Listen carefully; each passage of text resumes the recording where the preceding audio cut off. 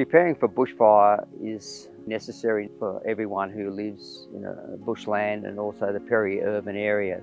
Fire experts look at risk assessment in terms of your dwelling in respect to certain criteria, and these criteria things are slope.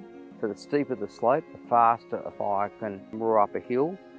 The sort of vegetation in the area, how combustible it is, and from these criteria they'll decide what asset protection zone that you need around your dwelling.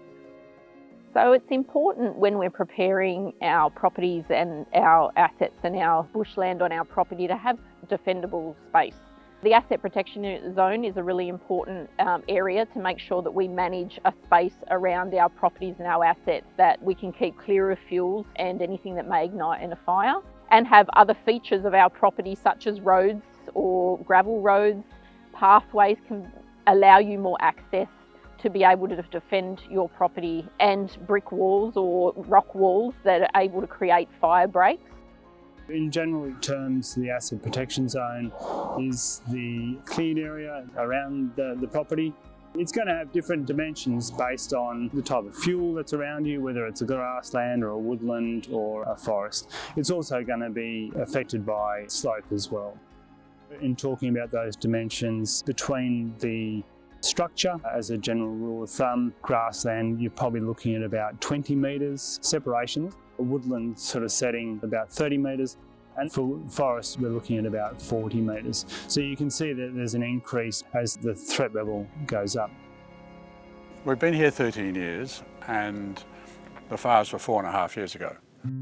And it was so big, it was really scary, so we got out the night before. When we came back after the fires, there were a dozen or so trees in the creek that were still green. For the rest of the 57 acres, and of course everything beyond us, was black or grey. Well, we've always kept the property around the house generally tidy and, anything that's potential to burn, just to keep them away from the house.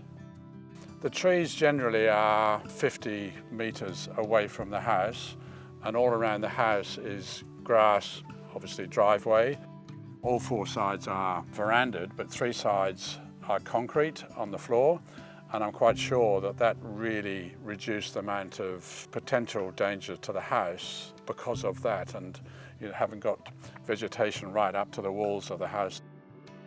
We do have a swimming pool, and that 45,000 litres we would have used to fight the fires, and we actually have another 135,000 litres in tanks as well.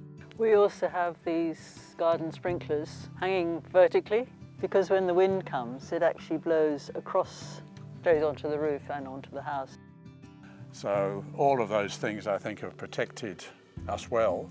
This is the first area we planted after the fires, so you can see how much it's grown. Just around the house we're planting bird-loving plants, lots of Grevilleas and Banksias and stuff like that. But along the creek we've got an enormous variety of particularly spotted gums, swamp mahoganies, yeah, cedar, you name it, we've pretty much got it. Shelter belts can be a really important feature of being resilient to bushfires. As we've seen from the last bushfires, ember attack is probably one of the biggest causes of houses becoming alight, and sometimes a shelter belt with the right vegetation and the right height vegetation can assist in embers not getting to your home. Shelter belts act as windbreaks but also as fire breaks. Shelter belts usually have a central area of taller trees and then shrubs on either side of those, so that it forms a sort of a pyramid. So when wind or fire comes up to a shelter belt, it hits the shrub layer first and has to get over taller trees and shrubs that are maybe 6-8 metres in height before it can then go along grassland. Hopefully it'll actually dampen down a fire. So the central taller trees that people use in shelter belts are usually lily-pillies or fire retardant trees, and then an open layer of shrubs, etc. The central taller trees that you'll have within the spine of it, I would recommend a spacing of maybe 6 metres, and shrubs a spacing of about 3 metres. and then your ground covers, etc., they can have any spacing, because ultimately if it's things like native grasses or kidney weed, etc., then they'll just cover the ground on their own accord.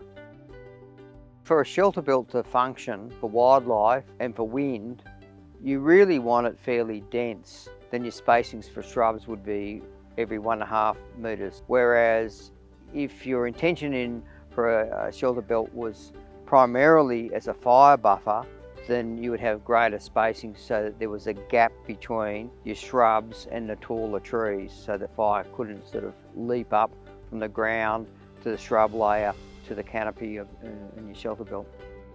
Some key issues, people who put in shelter belts often have livestock, and if you use barbed wire fencing to exclude livestock from your shelter belt, then the barbed wire can entangle wildlife. So it's really important to have wildlife friendly fencing. Another strategy that people use to retard fires is physical barriers. And rock walls are a great example of that. Because the rocks actually are endothermic, they take in lots of heat.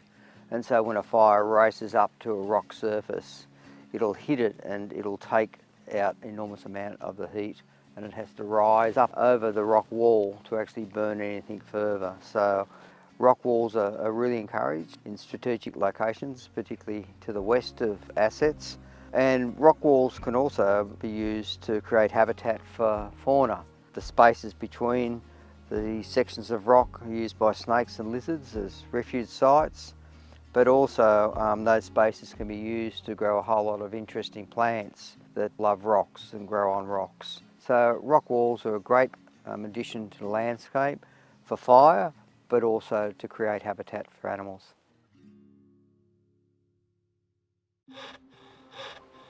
One of the really important things around our properties to do is to look and manage our fuel loads. Lots of leaf litter, lots of dead wood can ignite in a fire, so really important that we minimise having large amounts of those materials around our properties. And watering too is a really important thing to do around our homes. I know, having been through the lead up to the 2019-2020 Black Summer bushfires, it was really difficult to keep things moist and wet because the ground and the vegetation was so dry. Another really important feature that not too many people probably think about is some of our ground-dwelling native animals are super important in terms of minimising fuel loads, like wombats and lyrebirds. Animals such as the lyrebird can turn over soil and leaf litter up to 55 tonnes per hectare in 1 year during their scratching behaviour and their pecking to get food. These creatures are really important in our habitat to minimise the amount of soil surface leaf litter that is sitting on the ground, which could ignite in a fire. Basically, it's a wildlife sanctuary around here. We don't have any domestic animals at all, and it's a matter of trying to do the right thing by the native animals. I mean, one thing we've done with a lot of the burnt trees that have fallen, I mean, we clear them up and cut them into big logs, but put them in piles so that the snakes and various other things can actually use those as houses. Echidna houses. And the echidnas and all the rest, and I think it does make a difference to them. Depending on where you live, to attract ecosystem engineers into your home space, it's really important to look after your bushland, to try and plant locally native plants if you can. There's some really good places to buy those through Landcare if you contact your local Landcare. And also a really important thing too is minimising the amount of pest animals that are around, such as cats and foxes, which have huge impacts on our local native wildlife. There are so many different things that we can do around our homes to be able to support resilience to bushfire or the next event that may be coming, as well as protecting and looking after our natural bushland, which is really important too. There are a whole range of things we can do, so contact your local Landcare or go online to Landcare New South Wales website for more resources.